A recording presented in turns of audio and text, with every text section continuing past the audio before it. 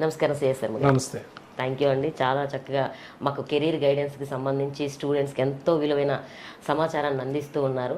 అయితే డాక్టర్స్ అవ్వాలనుకున్న చాలామంది ఏంటంటే సీట్ రాక చాలా ఇబ్బంది పడి తర్వాత అగ్రికల్చర్ బీఎస్సీ చేసిన వాళ్ళు ఉంటారు. మరి అలాంటి వాళ్ళకి ఫ్యూచర్ అనేది ఏ కోర్సెస్ చేయాలి, ఎలా చేయాలి, ఎక్కడ చేయాలి, ఆ గైడెన్స్ అనేది కొంతమందికి అందించే వాళ్ళు లేక ఇబ్బంది పడుతూ ఉంటారు. మరి అలాంటి వారికి మీరేం సమాధానం చెప్తారు? అంటే జనరల్గా ఏంటంటే వీళ్ళు దాదాపు అగ్రికల్చర్ బిఎస్ అనేది ఒకప్పుడు మంచి ఫేమ్ ఉన్న కోర్సు. చాలా చాలా ఎందుకంటే ఫస్ట్ ఎంబీబీఎస్ సీట్ రాకపోతే నెక్స్ట్ ఆప్షన్ ఉన్నది అగ్రికల్చర్ బిఎస్సీనే. ఎందుకు అంటే మన ఇండియా అనేది యాక్చువల్లీ ఆల్మోస్ట్ అగ్రికల్చర్ మీదే డిపెండ్ అయింది. 70%, ఆల్మోస్ట్ మోర్ దెన్ 70% యాక్చువల్లీ మనకి అంటారు కూడా, వెన్నెముక అంటారు వ్యవసాయం అనేది భారతదేశానికి. సో అలాంటిది బిఎస్సీ అగ్రికల్చర్ చేస్తున్నప్పుడు వీళ్ళు చాలా ఆశలతో చేశారు దాన్ని. అంటే మనకేదో వ్యవసాయ రంగంలో మంచి పొజిషన్స్ వస్తాయి, లేదా స్టేట్ గవర్నమెంట్లో సెంట్రల్ గవర్నమెంట్లో మంచి మంచి పొజిషన్స్ వస్తాయని చేశారు వీళ్ళు.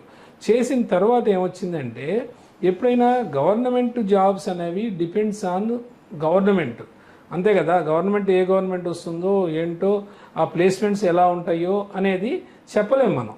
అది అందరికి ఇవ్వలేరు కదా. ఇప్పుడు ఇంతకుముందు అంటే యాక్చువల్గా ఏంటంటే వ్యవసాయ రంగంలో అగ్రికల్చర్ బీఎస్సీ చేసిన వాళ్ళకి అంటే మా టైంలో చెప్పాలి అంటే కొన్ని సంవత్సరాలు ఒక 20-25 ఇయర్స్ బ్యాక్ అయితే ఎలా ఉండేదంటే తక్కువ సీట్స్ ఉండేవి బీఎస్సీ అగ్రికల్చర్లో. సో వాళ్ళు చేసిన వాళ్ళందరికీ ఏదో గవర్నమెంట్ జాబ్స్ ఏవో వచ్చేవి.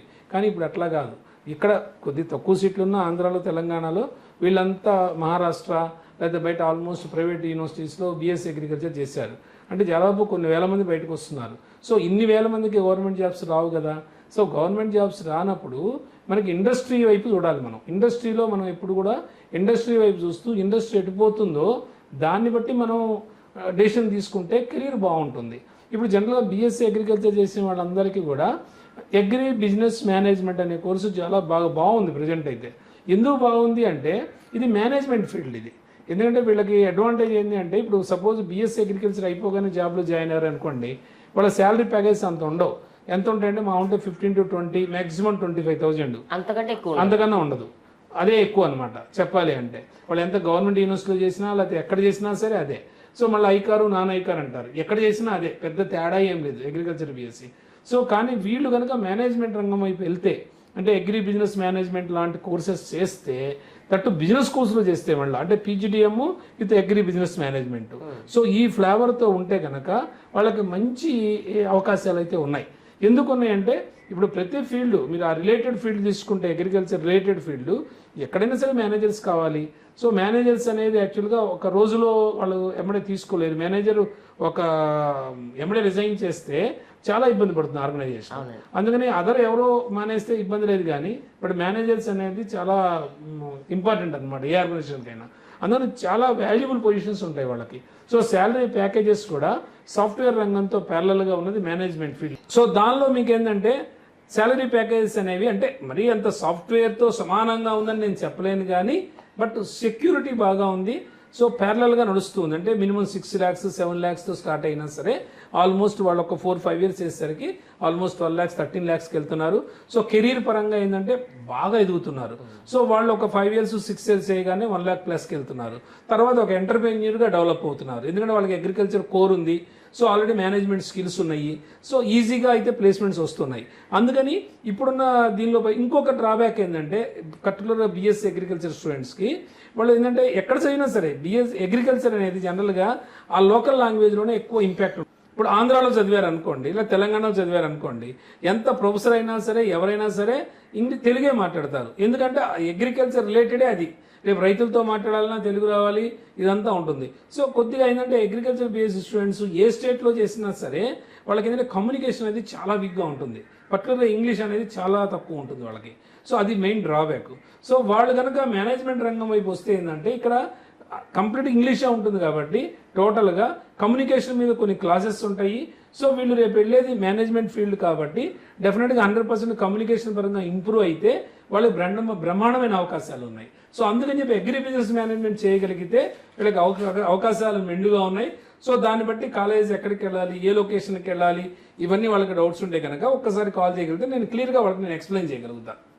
అంటే అగ్రికల్చర్ బీఎస్సీ చేసిన తరువాత ప్రతి ఒక్కరికి ఏ కోర్సు ఎలా సెట్ అవుతుంది అనే ఆలోచన అనేది మీ ద్వారా వాళ్ళకి వచ్చే అవకాశం ఉంటుందంటారు? డెఫినెట్ గా ఉంటుంది. ఎందుకంటే అసలు ఎక్కడ ఉన్నాయి, అసలు ఎంబీఏ ఏబిఎం ఎంబీఏ చేస్తే బాగుంటుందా, లేకపోతే పీజీడీఎం చేస్తే బాగుంటుందా, అసలు బిజినెస్ స్కూల్కే ఎందుకు వెళ్ళాలి, ఏదో ఒక యూనివర్సిటీలో చేయొచ్చు కదా. సో ఇలాంటివన్నీ ఉంటాయి డౌట్స్. సో వాళ్ళు వన్స్ నాతో మాట్లాడితే అసలు ఎంబీఏ అంటే ఏంటి, పీజీడీఎం అంటే ఏంటి, ఎందుకు పీపుల్ యాక్చువల్లీ పీజీడీఎం కోర్సు వైపు టర్న్ అవుతున్నారు, అందులో ఉన్న ఫ్లేవర్ ఏంటి, ఆ సిలబస్ ఏ రకంగా ఉంటుంది, ఎంబీఏ సిలబస్ ఏ రకంగా ఉంటుంది, ఎందుకు అంత పీజీడీఎం ఫేమస్ అయ్యింది. సో అక్కడ ఫ్యాకల్టీ అనేవాళ్ళు ఫోకస్డ్గా ఉంటారు స్టూడెంట్స్ మీద. సో రెగ్యులర్ ఎంబీఏతో పోల్చినప్పుడు ఏంటంటే చాలా ఫోకస్డ్గా ఉంటుంది. ఇంటర్న్షిప్స్ చాలా ఎక్కువ ఉంటాయి, పెయిడ్ ఇంటర్న్షిప్స్ ఉంటాయి, ప్లేస్మెంట్స్ ఉంటాయి, సిలబస్ కూడా టోటల్గా చేంజ్ ఉంటుంది. ఇక్కడ ఎంబీఏలో 2 సెమిస్టర్స్ ఉంటాయి ఇయర్లీ, ఇక్కడ 3 సెమిస్టర్స్ ఉంటాయి. సో సిలబస్ కూడా కొద్దిగా ఎక్కువ ఉంటుంది. బట్ ఎక్కువ ఉన్నప్పటికీ ప్రాక్టికల్ ఓరియంటేషన్ కాబట్టి, థియరిటికల్ కాదు కాబట్టి వాళ్ళంతా ఫీల్ అవ్వాల్సిన అవసరం లేదు. సో అంతా ప్రాక్టికల్ ఓరియంటేషనే ఉంటుంది. సో థియరీ పరంగా చాలా తక్కువ ఉంటుంది. సో అందుకని చెప్పి వాళ్ళకి అంత బట్టిన అనిపించదు. ఎందుకంటే బిజినెస్ స్కూల్ చదువుతున్నారంటేనే అది ఒక యాక్టివిటీ లాగా ఉంటుంది, అది ఒక ఫన్ లాగా ఉంటుంది. సో అందుకని చెప్పి వాళ్ళు ఏదో మేము చదువుతున్నాం అనే అంత బటన్గా ఫీల్ అవ్వరు. సో అది మెయిన్ యాక్చువల్లీ బిజినెస్ స్కూల్స్లో ఉన్న అడ్వాంటేజ్.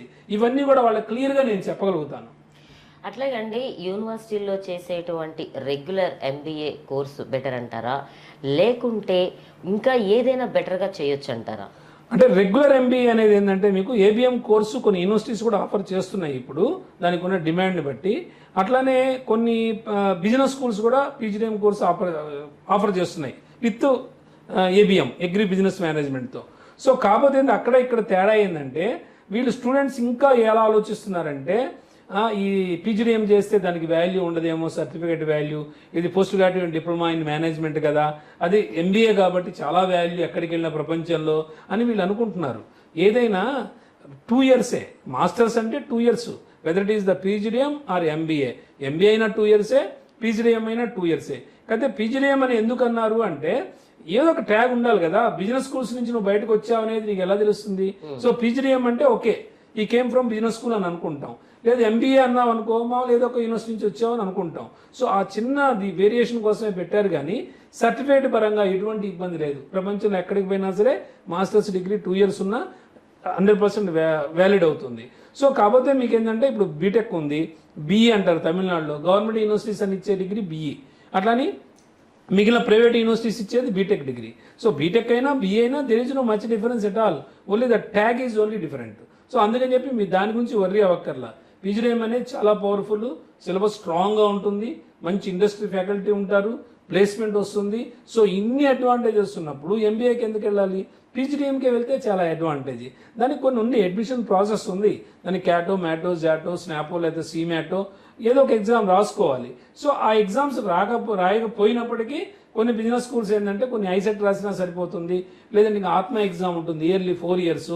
సో ఇవన్నీ మేము గైడ్ చేస్తాం. నువ్వు ఎగ్జామ్ రాయలేదు అని బిజినెస్ స్కూల్కి చాలామంది అపోహ ఏంటంటే పిల్లలకి, నేను క్యాట్ రాస్తేనే బిజినెస్ స్కూల్లో జాయిన్ అవ్వగలుగుతాను, నేను క్యాట్ రాయలేదు కాబట్టి ఈ సంవత్సరం నాకు ఎలిజిబిలిటీ లేదు అని చాలామంది సందేహపడుతూ ఉంటారు. సో అలాంటి వాడు ఒక్కసారి నాకు కాల్ చేయగలిగితే ఇది చాలా ఆప్షన్స్ ఉన్నాయి. వాడికి ఎగ్జామ్ ఏం కాదు, ఏదో ఒక ఎగ్జామ్ రాస్తాడు, బిజినెస్ స్కూల్ ఎలా సీట్ తీసుకోవాలో తెలుస్తుంది మనకి. సో దాన్ని బట్టి వాడికి ప్రాసెస్ ఎక్స్ప్లెయిన్ చేస్తాం ఆ పర్టికులర్ బిజినెస్ స్కూల్ గురించి, వాడు అడ్మిషన్ ఈజీగా తీసుకోవచ్చు. సో ప్లేస్మెంట్ కూడా ఈజీగా పొందొచ్చు. ఇటువంటి వాళ్ళకి జాబ్ ఆపర్చునిటీస్ అనేది ఏ విధంగా ఉండే అవకాశం ఉంటుందంటారు? అంటే జాబ్ ఆపర్చునిటీస్ అనేది అంటే అగ్రికల్చర్ ఫీల్డ్ అనేది యాక్చువల్గా ఈ స్టూడెంట్ ఎలా ఆలోచిస్తాడంటే, అగ్రికల్చర్ ఆల్రెడీ బీఎస్సీ అగ్రికల్చర్ చదివాం కదా, అగ్రి బిజినెస్ అంటే ఏబిఎం అనే కోర్సు నాకు ఎంత కూడా ఉపయోగపడుతుందని అనుకుంటాడు. కానీ 2 అడ్వాంటేజెస్ ఉన్నాయి అక్కడ. వాడి కోర్ అగ్రికల్చర్. సో అగ్రికల్చర్ అనేది దేని మీదైనా దాని మీద డిపెండ్ అయి ఉంటుంది. మీరు ఒక షాపింగ్ మాల్కి వెళ్ళారనుకోండి, మోర్కి కానీ లేకపోతే మెట్రోకి కానీ లేకపోతే అదర్ ఏదన్నా దీనికి వెళ్తే ఫుడ్ యాక్చువల్గా అక్కడ ఫుడ్ ఉంటాయి, ఫుడ్ ప్రొడక్ట్స్ ఉంటాయి. దానికి ఏంటంటే కంపల్సరీగా మీరు అక్కడ ఏబిఎం వాళ్ళు ఉంటారు, అక్కడ అగ్రి బిజినెస్ మేనేజ్మెంట్ చేసిన వాళ్ళు ఉంటారు, కంపల్సరీ ఉండాల్సిందే అక్కడ. అంటే దాని విస్తీర్ణాన్ని బట్టి ఒకళ్ళు అవసరమా, 2 అవసరమా, అది డిపెండ్స్ ఆన్ కంపెనీ. సో ఎందుకు ఉండాలి అంటే అక్కడ, సో ఒకవేళ ఎక్స్పైర్ అయిపోయింది అనుకోండి ప్యాకెట్ మీద, డెఫినెట్గా తీసేసేయాలి. ఏదైనా రైడ్ అయిందంటే స్టేట్ గవర్నమెంట్ నుంచి వీళ్ళు ఫుడ్ ఇన్స్పెక్టర్స్ వీళ్ళు ఉంటారు కదా, వాళ్ళు ఏదైనా రైడ్ అయితే ఏదైనా ప్రాబ్లం వస్తే కనుక సీజ్ చేస్తారు దీన్నే మొత్తం మాల్నే. సో అందుకని చెప్పి కంపల్సరీగా వాళ్ళు ఉంటారు. సో అలాంటి చోట అవకాశాలు ఉంటాయి. ఈ కురుకురే కానీ చిప్స్ కానీ ఇలాంటి వాటిలో తీసుకుంటారు. ఇవి కాకుండా అగ్రికల్చర్ రిలేటెడ్ ఫీల్డ్స్ ఉన్నాయి, ఏవి జూట్ ఇండస్ట్రీ ఉంది, సో అక్కడ కావాలి. సో అలా కాకుండా షుగర్ కేన్ ఇండస్ట్రీ ఉంది, అక్కడ కావాలి. సో మరి ఇంకా అదర్ చాలా ఉన్నాయి, కాటన్ కార్పొరేషన్ ఆఫ్ ఇండియా ఉంది, CCI, కంపల్సరీ అక్కడ కావాలి. అలా కాకుండా సెంట్రల్ టొబాకో బోర్డు ఉంది, అక్కడ కావాలి. సో ఇంకా ఇవి కాక చాలా ప్రైవేటు ఇండస్ట్రీస్ ఉన్నాయి, కాటన్లో, స్పిన్నింగ్ మిల్స్లో, వాటిలో వీటిలో డెఫినెట్గా అక్కడ అగ్రికల్చర్ రిలేటెడ్ పర్సన్ కావాలి. ఓకే, ఇవన్నీ ఇంత ఉన్నప్పుడు వాడు దానిలోకి వెళ్తే, ఆ రంగంలోకి వెళ్తే బాగా ఆల్రెడీ వాడి కోర్ నాలెడ్జ్ ఉంటుంది కాబట్టి మేనేజ్మెంట్ చేయడం అనేది పెద్ద విషయం కాదు, ఈజీగా అవైలబుల్గా చేయగలుగుతాడు. సో అందుకని చెప్పి డెఫినెట్గా ఇది 100% సూటబుల్ కోర్సు. ప్రతి వాళ్ళకి కూడా జాబ్స్ అనేవి విపరీతంగా ఉన్నాయి మార్కెట్లో, ఈజీగా వస్తున్నాయి జాబ్స్. ఒక కమ్యూనికేషన్ స్కిల్ అనేది వాళ్ళు డెవలప్ చేసుకోవాలి, అది ఆల్రెడీ ఇన్స్టిట్యూషన్ సపోర్ట్ చేస్తుంది కాబట్టి ఈజీగా వాళ్ళు ఇంప్రూవ్ అవ్వచ్చు అందులో. శర్మ గారు, మరి ఇక్కడ ఇండియాలో ఈ కోర్సెస్ చేస్తే బెస్ట్ అంటారా, లేకపోతే US, UK, Canada, out of కంట్రీస్లో ఈ కోర్సెస్ చేస్తే బెస్ట్ అంటారా? ఎందుకంటే చాలామందికి అవుట్ ఆఫ్ కంట్రీస్లో చేస్తే మంచి ఆపర్చునిటీస్ ఉంటాయి, ఇండియాలో చేస్తే ఉంటాయా ఉండవా అనే డౌట్స్ కూడా చాలా మందికి ఉంటుంటాయి, మీరేమంటారు? అంటే డిపెండ్స్, యాక్చువల్లీ స్టూడెంట్ యొక్క దాన్ని బట్టి ఉంటుంది, వాళ్ళ ఫైనాన్షియల్ స్టేటస్ని బట్టి కూడా ఉంటుంది. స్టూడెంట్ ఒకవేళ అబ్రాడ్ వెళ్ళి ఏదో సాధించాలి, ఏదో చేయాలి అనుకుంటే డెఫినెట్గా వెళ్ళచ్చు, 100%. అది మనమే చూస్తున్నాం యాక్చువల్గా. వాళ్ళ రిలేటెడ్ అగ్రికల్చర్ ఫీల్డ్లో ఏ ఉన్నాయో దానిలో మనం MS ప్రోగ్రామ్ చేయిస్తాం వాళ్ళకి అక్కడ, లేదా అక్కడ అగ్రి బిజినెస్ మేనేజ్మెంట్ కూడా ఉంటుంది కోర్సు, అక్కడైనా చేయొచ్చు. కాకపోతే అది depends on budget, 30 to 40 lakhs దాకా అవుతుంది మొత్తం 2 years కలిపి. అదే ఇక్కడైతే మనకి ఈవెన్ 7-8 lakhsలో కూడా కోర్సెస్ ఉన్నాయి కాబట్టి, అంటే వాళ్ళకి ఫైనాన్షియల్ స్టేటస్ బాగా ఉంటే డెఫినెట్గా బయటకు వెళ్ళచ్చు. లేదు అంత ఫైనాన్షియల్ స్టేటస్ లేనప్పుడు సో డెఫినెట్గా ఇక్కడే ఒక 7-8 lakhs లేదా 10 lakhs మ్యాక్సిమం బడ్జెట్లో కంప్లీట్ చేయగలిగితే 100% వాళ్ళకి జాబ్స్ వస్తాయి. రెండోది ఆల్రెడీ బ్యాంక్స్ ఉండనే ఉన్నాయి, 100% బ్యాంక్ లోన్ వస్తుంది. 7.5 lakh వరకు వాళ్ళకేం పెద్ద కోలాటరల్ ఇస్తాడు, అంటే వితౌట్ కోలాటరల్ ఇస్తాడు, వాళ్ళు ఏం చూపించక్కల సెక్యూరిటీ. సో 100% లోన్ వస్తుంది. ఇంకేముంది, వాడికి 2.5 lakh పెట్టుకుంటే అయిపోతుంది. ఓన్లీ ఫీజు వరకు తీసుకున్నా సరే వాడు ఓన్లీ హాస్టల్ వరకు వాడు పెట్టుకోగలిగినా ఈజీగా సర్వైవ్ అవ్వగలుగుతాడు. రిటర్న్ ఆన్ ఇన్వెస్ట్మెంట్ అనేది వాడికి ఆల్మోస్ట్ 1 yearలోనే వచ్చేస్తుంది. ఫీజు ఎంత కడుతున్నాడో అంత ప్యాకేజెస్ వస్తున్నాయి. సో 100% అది చాలా అడ్వాంటేజ్. అంటే ఇప్పుడు ఆ కోర్సెస్ ఇండియాలోను అవుట్ ఆఫ్ కంట్రీ సేమ్ ఉంటాయా అండి? అంటే డిఫరెంట్ కొద్దిగా ఉంటుంది. అంటే బయటికి వెళ్ళినప్పుడు ఏంటంటే ఇక్కడ ఏంటంటే ప్రతి కాలేజీకి వాళ్ళకి they have own syllabus actually. కాకపోతే ఇక్కడ ఇండియాలో ఉన్న దీన్ని బట్టి, ఈ సినారియోని బట్టి ఇక్కడ ఉంటుంది.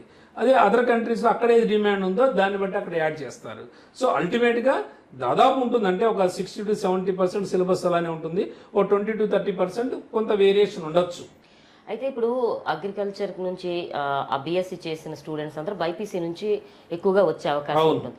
ఇందులో వచ్చేటప్పటికి సిలబస్ కి చాలా సంబంధించి మ్యాథమెటిక్స్ పేపర్స్ సంథింగ్ ఉండే అవకాశం ఉంది. మరి అలాంటి వాళ్ళు దాన్ని ఎలా గెయిన్ చేయగలుగుతారు, వాళ్ళ కోర్సులో ఆ సిలబస్ని ఎలా పూర్తి చేయగలుగుతారు, మళ్ళీ ఈజీ అవుతుందా కష్టం అవుతుందంటారా? అవును, చాలా మంది స్టూడెంట్స్, నేను చాలా మంది పేరెంట్స్ దగ్గర విన్నాను ఇది.